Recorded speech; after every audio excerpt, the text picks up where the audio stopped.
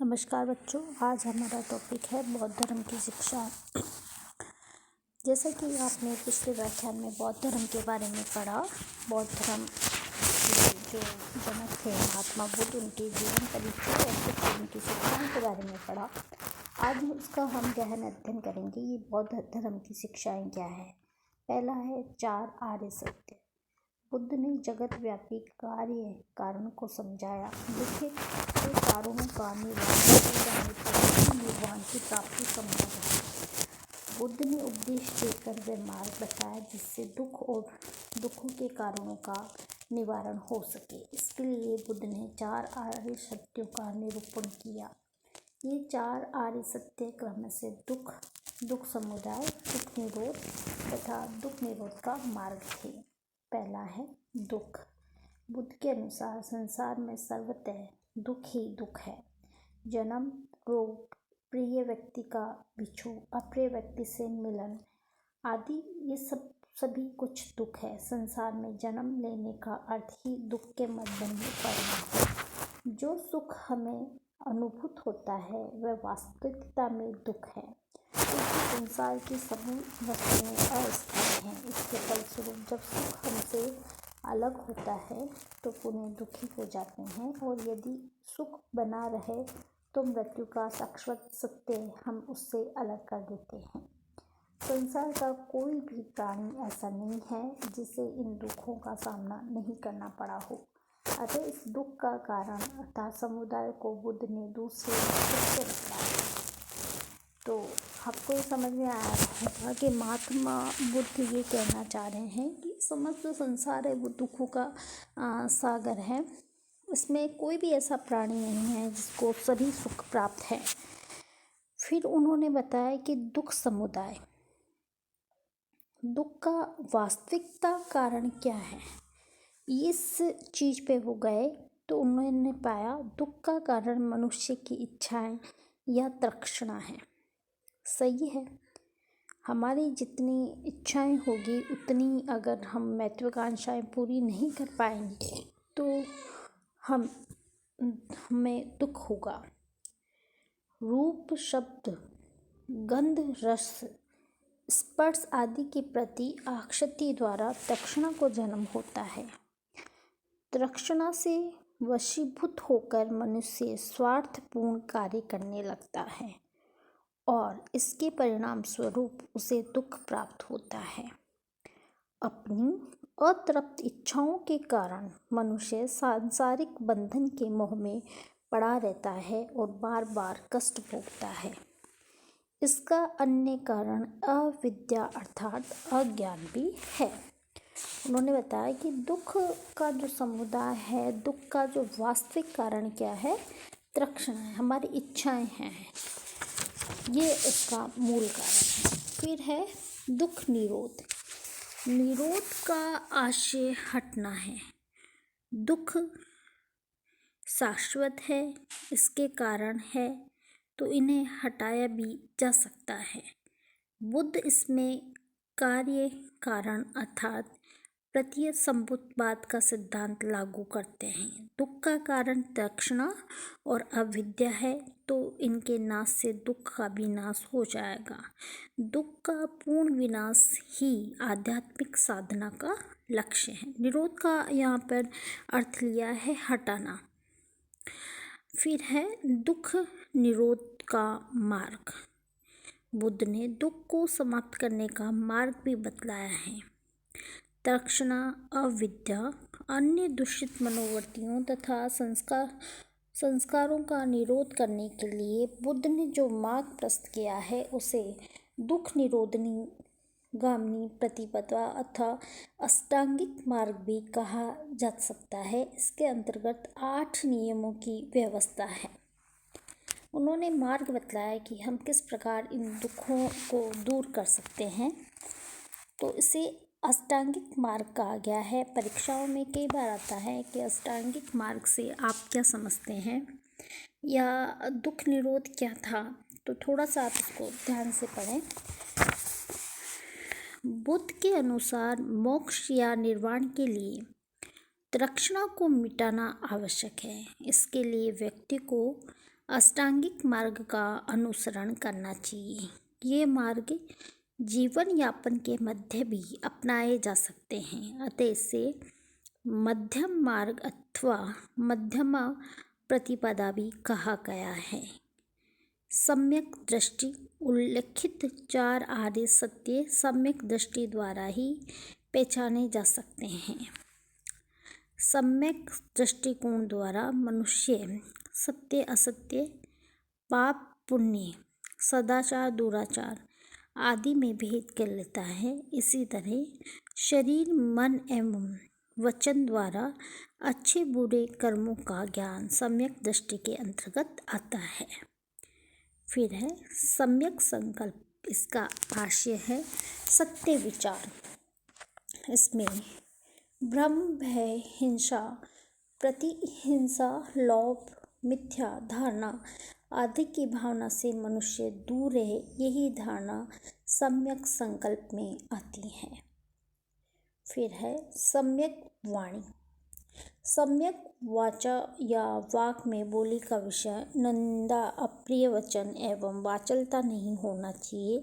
मनुष्य मन एवं वचन से मृदुभाषी, विनम्र तथा सत्यवादी रहे, यही सम्यक वाणी है। सम्यक क्रमांक, मनुष्य सदाचार, अहिंसा, असत्य आदि का पालन करता हुआ सत्य कर्म की ओर उन्मुख हो, यही सम्यक क्रमांक है। फिर है सम्यक आजीव।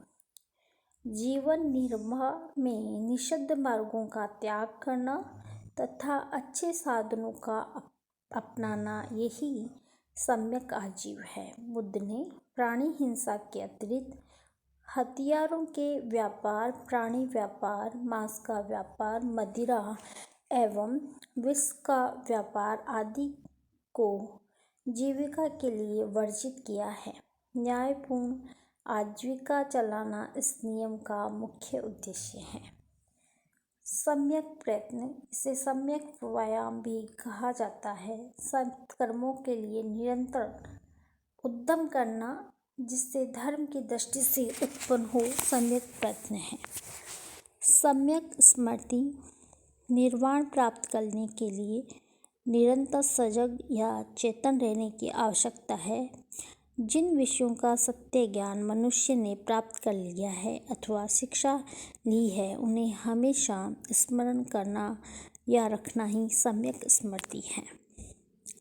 सम्यक समाधि, उपयुक्त 7 नियमों का पालन करते हुए जो मनुष्य अपनी बुरी चित्त प्रवृत्तियों को दूर कर लेता है, वह सम्यक समाधि में प्रविष्ट होने योग्य हो जाता है।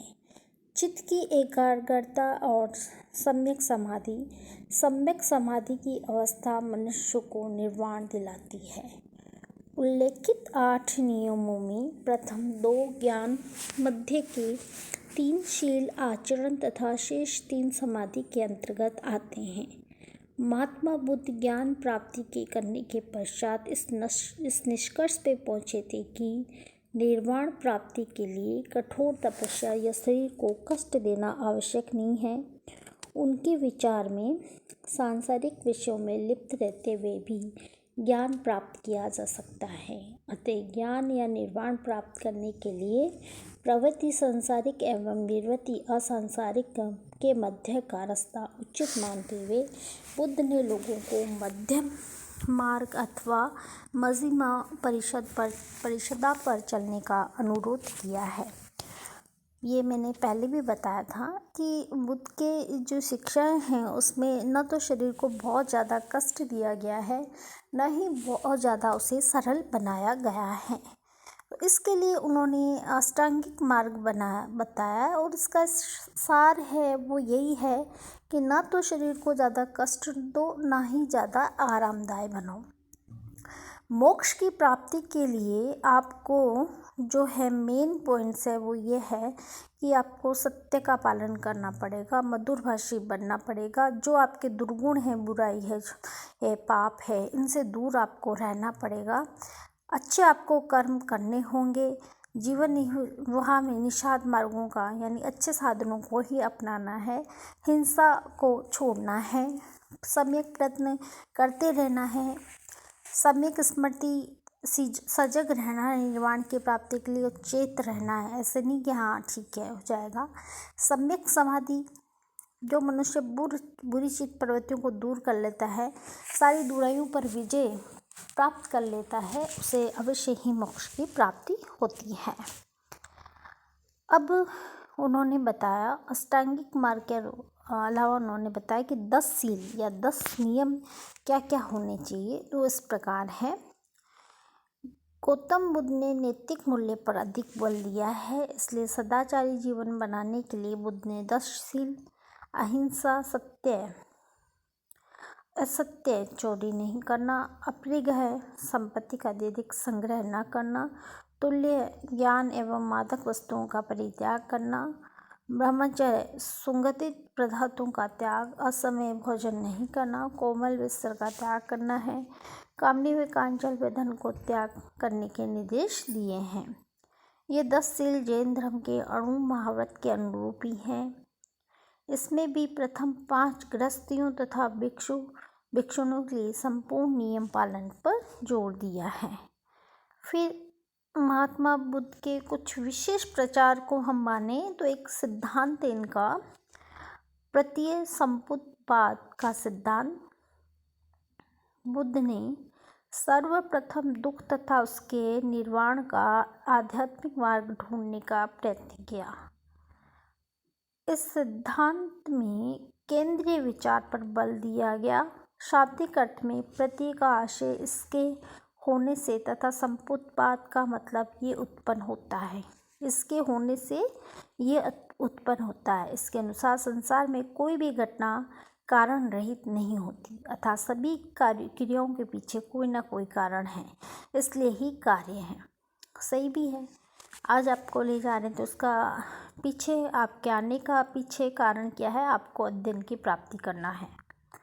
इस दृष्टि में प्रत्युत्तर संपुतपाद का सिद्धांत कार्य कारण का सिद्धांत भी कहलाता है। ये संसार मनुष्य के जन्म से और जन्म से ही दुखों का कारण है। इस प्रकार गौतम बुद्ध के अनुसार कार्य कारण की श्रृंखला ईश्वर द्वारा नहीं अपितु द्वैदश निदान के रूप में चलती रहती है। जीव या मनुष्य जब तक इन भय चक्र या संसार चक्र से मुक्त नहीं होता तब तक उसके दुख का नाश नहीं होता, इसलिए दुख को नष्ट करना आवश्यक है। तृष्णा और अविद्या ही दुखों के मूल कारण है। यदि इनका नाश हो जाएगा तो दुख नहीं होगा एवं जीव का निर्वाण भी स्वयं हो जाएगा। बुद्ध ने इस दर्शन को धम्म की संज्ञा भी दी है। तो यहाँ पर ये है कि भाई महात्मा बुद्ध के कुछ सिद्धांत इस प्रकार थे। फिर ये है कार्य कारण संबंध। जैसा कि उल्लेखित लिखा गया कि कार्य कारण की श्रृंखला द्वैदश निदान तथा 12 कड़ियों के रूप में चलती रहती है। प्रत्येक निदान अपने से बाद वाले निदान का प्रत्येक अर्थात कारण है। इस चक्र में अज्ञान या अविद्या का परिणाम स्वरूप सुखारा अर्थात संस्कार कर्म वासना इसकी परिणति विज्ञान है। विज्ञान जीव या प्रथम चेतना के फलस्वरूप संपर्क जिसमें कर्ण चक्षु घ्राणा जिह्वा दक्षिणा से उत्पादन अर्थात काया और मन के साथ अन्य का स्पर्श है। वस्तु के प्रति अक्षति इस भाव अर्थात मोह माया बनती है। कहने का एक सिंपल सा अर्थ है कि आप जिस वस्तु से ज़्यादा लगाव रखेंगे या किसी जीव से प्राणी से तो उसके बंधनों से आप बन जाएंगे। इसका कहने का जो अर्थ है वो यही है कि हमें इन बंधनों से दूर रहना है, हमें इनके किसी भी मोह में नहीं फंसना है। ये थे कुछ महात्मा बुद्ध के सिद्धांत, जिसमें एक है प्रत्यय संपुतपाद का सिद्धांत। ये सिद्धांत बहुत ही इम्पोर्टेंट है और इस सिद्धांत का जो बहुत सा सिंपल अर्थ यही है कि कोई भी काम हम करते हैं उसके पीछे कारण निहित है। समझे आप? कोई भी कार्य हम करते हैं तो उसके पीछे कारण निहित है। यही है कार्य कारण का सिद्धांत भी यही कहलाता है। तो बच्चों आगे के जो है हम सिद्धांत अगले व्याख्यान में पढ़ेंगे। तब तक आप इसके जो जितने भी छोटे प्रश्न बनते हैं उनको आप ज़रूर से देखेंगे। धन्यवाद।